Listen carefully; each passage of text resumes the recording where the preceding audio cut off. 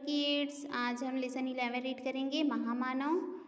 आज से लगभग 1400 साल पहले की बात है।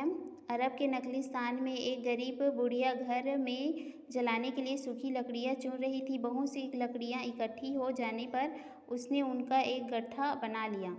गट्ठा काफ़ी वजनी था। निरंतर प्रयत्नों के बाद भी उस गट्ठे को बुढ़िया अपने सिर पर नहीं उठा पाई। हताश होकर सहायता के लिए इधर उधर देखने लगी, किंतु उसे दूर दूर तक कोई नजर नहीं आया। लंबे समय के पश्चात सामने से एक अजनबी आता हुआ दिखाई दिया। बुढ़िया ने उसे सहायता के लिए पुकारा, बेटा जरा हाथ लगाकर यह गट्ठा मेरे सिर पर रख दे। लकड़ियाँ अधिक हो गई है, जिसके कारण मैं अकेली इसे उठा नहीं पा रही हूँ। मेरी सहायता कर, अल्लाह तेरा भला करेगा। राहगीर ने मुस्कुराते हुए कहा, अम्मा तू तो बहुत कमज़ोर है, इतना बड़ा गट्ठा कैसे उठा पाएगी? मैं भी शहर की ओर जा रहा हूँ, ला इसे मैं उठा लेता हूँ। बुढ़िया के बार बार मना करने पर भी राहगीर ने लकड़ियों का गट्ठा अपने कंधे पर उठा लिया और बुढ़िया के साथ साथ चलने लगा। बुढ़िया उसे दुआएं देने लगी, बेटा अल्लाह तुझे इस उपकार का फल अवश्य देगा। राहगीर ने विनम्रता से कहा, अम्मा इसमें उपकार की क्या बात है? यह तो हमारा मानवीय कर्तव्य है कि हम बूढ़े, कमज़ोर और लाचार लोगों की सहायता करें। कर्तव्य को उपकार कहकर मुझे शर्मिंदा मत कर। राहगीर की बातें सुनकर बुढ़िया गदगद हो उठी। उसने ममता भरे स्वर में कहा, तुम बहुत भले आदमी हो, तुम्हारे विचार कितने अच्छे हैं। बेटा तुम इस शहर के रहने वाले नहीं लगते, क्या कहीं बाहर से आए हो? राहगीर ने उत्तर दिया, हाँ अम्मा, अभी कुछ दिन पहले ही इस शहर में आया हूँ। बेटा तुम इस शहर में नए हो, शायद तुम्हें मालूम नहीं होगा, आजकल हमारे शहर में एक जादूगर आया हुआ है जो बड़ा खतरनाक है। लोग कहते हैं उसने यहाँ के बहुत से लोगों को अपने कब्जे में कर लिया है। तुम बड़े भले और दयावान व्यक्ति हो, इसलिए मैं तुम्हें सचेत कर रही हूँ, उस जादूगर से बचकर रहना, कहीं वह तुम्हें भी अपना गुलाम न बना ले। अम्मा क्या तूने उसे देखा है? राहगीर ने विनम्रतापूर्वक उस बुढ़िया से पूछा। बुढ़िया ने कहा, नहीं मैंने उसे नहीं देखा, लेकिन लोगों से उसके बारे में बहुत सुना है। बुढ़िया अपनी धुन में कहती चली जा रही थी, जानते हो उस जादूगर का नाम क्या है? राहगीर ने कहा, नहीं मुझे नहीं मालूम। बुढ़िया ने बताया, उसका नाम मोहम्मद है। वह एक बहुत बड़ा जादूगर है। उससे जो भी मिलता है वह उसका गुलाम बन जाता है। तुम उससे हमेशा बचकर रहना। राहगीर शांत मन से उसकी बातें सुनता रहा। इस तरह बातें करते करते वे दोनों शहर तक आ गए। शहर में चारों ओर बड़ी चहल पहल थी। राहगीर अपने कंधे पर लकड़ी का गट्ठा उठाए चुपचाप उस बुढ़िया के साथ चल रहा था। रास्ता चलने वाले अचरज में डूबे, कभी उस बुढ़िया को तो कभी उस राहगीर को देखने लगे। चलते चलते एक मोड़ पर बुढ़िया का घर आ गया। बुढ़िया ने कहा, बस वो सामने वाला ही मेरा मकान है। राहगीर ने मकान के सामने लकड़ी का गट्ठा उतार दिया और बुढ़िया से जाने की अनुमति मांगी। बुढ़िया ने उस सहायता करने वाले दयालु राहगीर को ढेर सारी दुआएं देते हुए कहा, मैं भी कितनी मूर्ख हूँ, इतना लंबा रास्ता तय कर लिया, सारी बातें कर ली, लेकिन अब तक तुम्हारा नाम नहीं पूछा। बेटा जाते जाते अपना नाम बताते जाओ।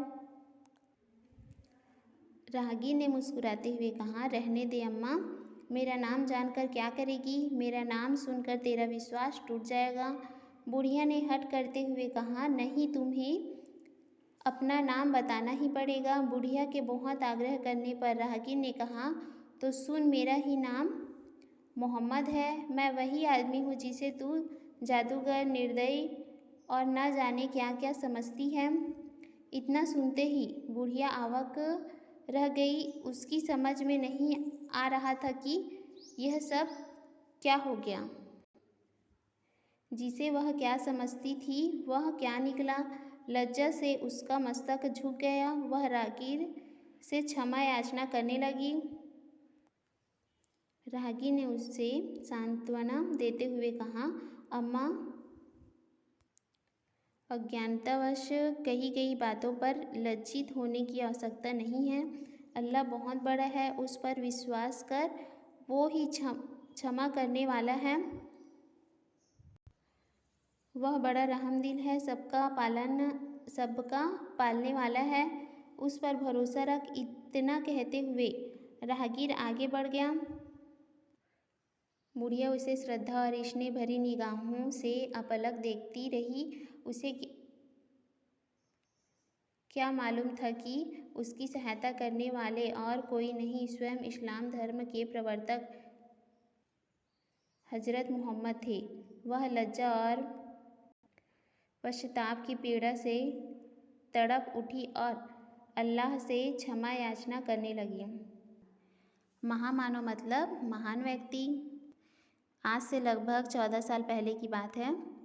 अरब के नखलिस्तान में एक गरीब बुढ़िया अपने घर के लिए सूखी लकड़ी लाने गई। बहुत सारी लकड़ी इकट्ठा हो जाने पर बुढ़िया उठा नहीं पा रही थी, तो मदद के लिए इधर उधर देखती है। तभी एक अजनबी से सहायता मांगी और बोली, बेटा जरा हाथ लगाकर लकड़ी का गट्ठा मेरे सिर पर रख दो, ज़्यादा हो जाने के कारण मैं उठा नहीं पा रही हूँ करके बोलती है।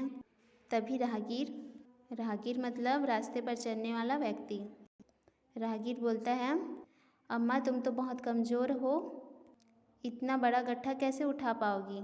मैं भी शहर की तरफ जा रहा हूँ, गट्ठा को मैं उठा लेता हूँ। बुढ़िया के मना करने पर भी लकड़ी का गट्ठा अपने सिर पे उठाकर चलने लगता है। बुढ़िया बोलती है, तुझे इस उपकार का फल अवश्य मिलेगा। तभी राहगीर विनम्रता से कहता है, अम्मा इसमें उपकार की क्या बात है? यह तो हमारा मानवीय कर्तव्य है। उपकार कहकर हमें शर्मिंदा मत करो। राहगीर की बातें सुनकर बुढ़िया खुश हो जाती है और ममता भरे स्वर में कहती है, तुम बहुत अच्छे आदमी हो, तुम्हारे विचार बहुत अच्छे हैं। और पूछती है, बेटा तुम इस शहर में नए आए हो क्या?